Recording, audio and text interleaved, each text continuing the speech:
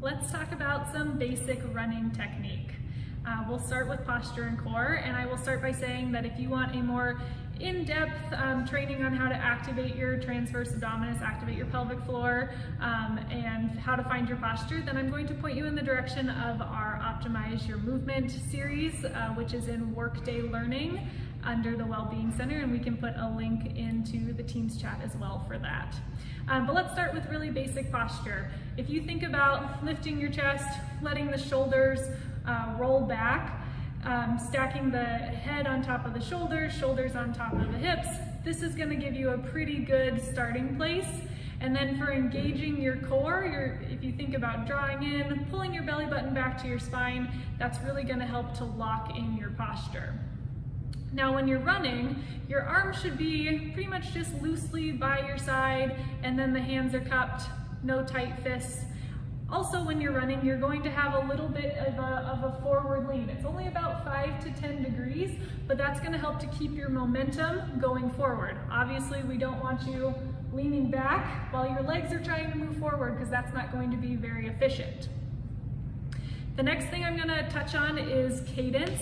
I'll say if you're a new runner, I really wouldn't worry about this too much, but if you're in that intermediate to advanced running and you're interested, the ideal cadence for a runner is going to be around 90 steps per minute. So if you're interested in doing a little bit of counting to figure out where you're at, you can take a 30-second chunk of your run and see how many times your right foot hits the ground. So for that 30 seconds, it should be around 45 steps.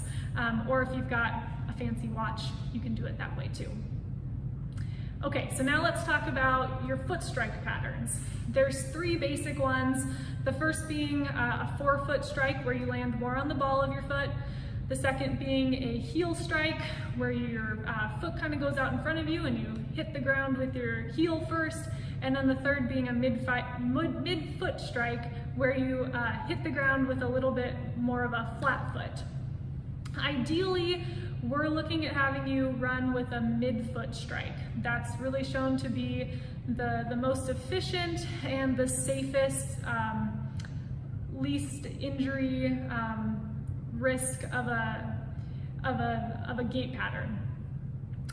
If you're running on your toes, running with more of that forefoot strike, you're putting a lot more tension on your calves and your calf muscles and Achilles tendons, which can lead to more overuse injuries. And then with a heel strike pattern, that really could indicate that you're overstriding, that your leg is going too far out in front of you when you're running.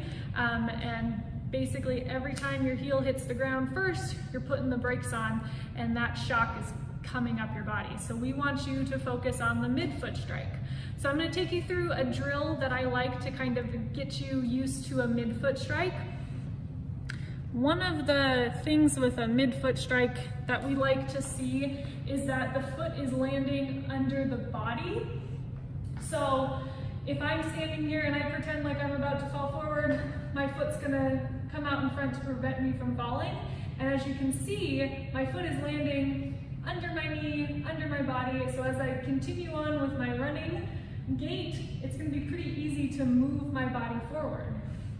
Now, if I were to land with a heel strike or I was overstriding, it would be boom, like that, and that whole shock is going to come up through my body, and again, kind of putting the brakes on and making it harder for me to move my body over.